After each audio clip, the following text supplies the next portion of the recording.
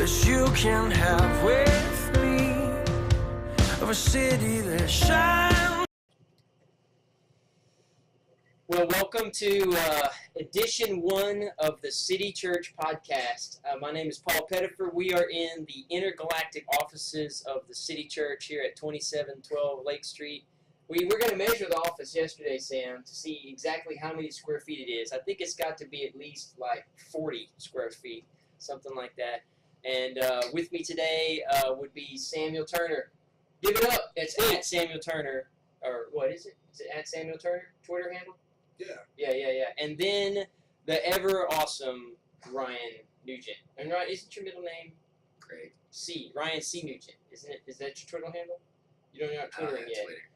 We're going to start a campaign to recruit Ryan for Twitter because all of his statements are pithy and awesome. And we're here today because we're on a mutual journey, and the journey is to make the city different. And behind us, you'll see the landscape, the skyscape, rather, that was painted by Patty Rupert, one of our co-laborers in this journey. And we go from L'Auberge to L'Auberge, as Carrie, my friend Carrie says, L'Auberge. So that's how I learned to say it. L'Auberge, McNeese, through the city. And we're going to paint the bridge on the far end of that. But today we're having the inaugural Vodcast podcast recording of the City Church podcast. And Sam, we're going to use a topic today which is big enough to handle the launch of the intergalactic City Church podcast. Don't you think that today's handle is going to be good enough? And the reason we're starting a church is kind of one of the things we wanted to talk about today on the inaugural City Church podcast. And we were at our community group, which is the 20-somethings, kind of college age and a little bit above. They let me come, so I'm not quite college age. Although I do get asked from a student once in a while, so I really dig dressing young. That's kind of fun. We were at our community group last Wednesday night, right? Not yesterday, but a week ago Wednesday. It was a pretty good group. We were having fun. And there was a kind of a phrase that started bubbling up through there. And Sam, it really seemed to spark your heart and God's heart kind of connecting. And so that's what we want to have as our topic for our very short inaugural City Church VOD podcast. So tell us more about what happened with you as we were at group last Wednesday. We were going through Ephesians 2, the second chapter, and we decided that it would be, that our goal would be that every man, woman, child in the city would have a credible shot at seeing Jesus as he really is, and then the city will be different. And so that was really sparking that. That's not just an idea that the city church can get around, but that every church can get around and unite us with that. So yes, that is an epic movement. So who's feeling tired already just thinking about how big that statement is? I mean, in our own power, Ryan, do you think we can pull off something that epic by a group of one church, even if it's the biggest church in town, could pull that off? What do you think? No, I think it's going to take a pretty big miracle for something like that to happen. Hopefully God's grace will bring everybody together and accomplish such a simple but grand goal. No doubt.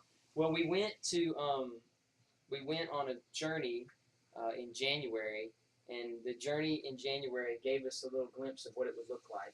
And Ryan was busy on a wedding. We were doing a friend's wedding, so you weren't able to come with us on that journey. But so we missed you. Well, you were there in spirit. We texted you and stuff during the event, so it's pretty cool. And Sam, what does that January event kind of give us a foreshadowing of what could be as we look about God's heartbeat for the city landing on our hearts? Well, the event we're talking about is when we went to Passion, we decided to go not so easy road and go with 6 or 7 other churches and their college groups, and so what happened was that we all went together a day before on that Sunday. We were traveling to Passion together, and it was kind of hectic with just 130 something people, and so when we stopped in Mobile just to sleep the other night and then travel to Atlanta the rest of the day. We stayed at a church in West Mobile Baptist, and they had they had this awesome setup for a room, and they had this worship area. So the college ministers had an idea that they would start. Let's do a worship service. Let's do a worship service all together, pre-passion kind of worship time for us all. And so it was about 130 of us packed in a room. We had 5 worship leaders from the different churches, and then all the college ministers came and did a panel on what was on their heart. And it was just cool, like just being up there leading worship with everybody else, and then seeing the Big C Church in Lake Charles coming together and just worshiping together before Passion, and that was pretty cool. And so I think that that got us some ideas and us to start doing more stuff together, to be a church, and to kind of live Ephesians 2 out of being joined together, built up in Christ, and as one church and one body. And so, yeah. Right on, right on. Ryan, as you think through, I know you're, one of the things that I admire about you is how even at a young age you've learned to lead people individually, like in groups, pretty well. And I take some cues from you when you talk about that in your swimming experiences. And just as you think through, what would it look like for that heartbeat of God for every person in the city of Lake Charles, every man, every woman, every child, to have a credible shot at seeing Jesus for who he really is, which is kind of our language for saying, hear the gospel, this good news. Jesus Christ came, loved you, lived a perfect life, died on the cross to pay for my sin and yours, and was resurrected from the dead to put death to death, and he can do that. So we want that to happen for every man, woman, and child in the Lake Charles area. When you look through your experiences as a leader trying to organize people, give us just the first thought that comes to mind about a baby step forward when we are trying to be among the church, the Big C Church in the city, leading people into a lifestyle of sharing Jesus where they're at. Well, I think the first thing that you got to think about is first you have to be able to be friends. And when you work together, it's not a whole bunch of planning and a whole bunch of this and this. It's really an apprenticeship. And when you get together and collaborate and take everybody's ideas and mold them into one, you get something really great from it, instead of having people contest back and forth. And it's really amazing when you can get all your friends together and have one common goal and practice that and perfect it and then let it shine. Right on, right on. Making friends with people where you are, that is an awesome first step.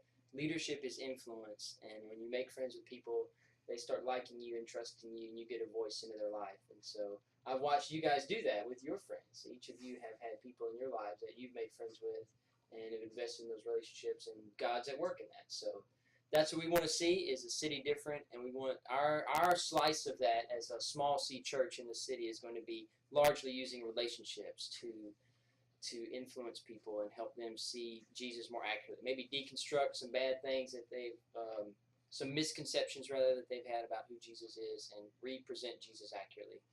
So any parting shots in the last 30 seconds? It's kind of like prayer on Wednesday nights in the last 30 seconds from you. The awesome panel of leaders in our midst today.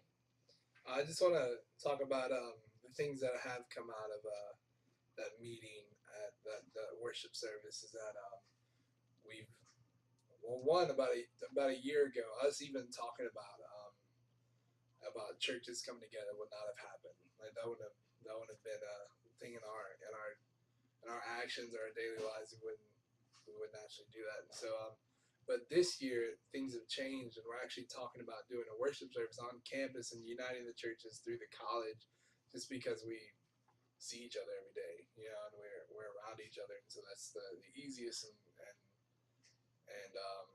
most, I think it's the most effective way, and to start uniting churches is through the students and through the younger generation, and so we're going to start this worship service on Tuesdays, like once a month, and hopefully Tuesdays, we're not sure, Sometime tentative, whatever, and just getting everybody together in one room just once a month to worship together, and not only that, it's something they can invite their friends to that's on campus. That's good, but also it's something that we can do together. And so there's two goals. One is uniting churches and us being able to come together. Another is something that on campus that law students can go to. And Right so on. it's Right pretty on. cool. Ryan, any ideas as we're closing this inaugural podcast, Vodcast up? I think one of the important things to remember is to come as you are, and every person has a place. And don't take your entire week and turn it into a Sunday or Wednesday event. So if you're going to come and hang out or go to a church, try and make that exactly how your life is outside of church, and maybe you can bring those two together, and then you're living a life for God Sunday through Sunday instead of on Sunday. Can you see how big I'm smiling, Sam? This is an enormous smile, and my heart swells with encouragement to hear how a full-on life in Jesus can impact us, and then that spreads out like a virus to the people that we're around. So my name is Paul Pettifer, and I'm with Sam and Ryan. and we believe that the city should be different. We love you. We're a church for God, for you, and for the city. Rock on. I have a dream that you can have with me, of a city that shines.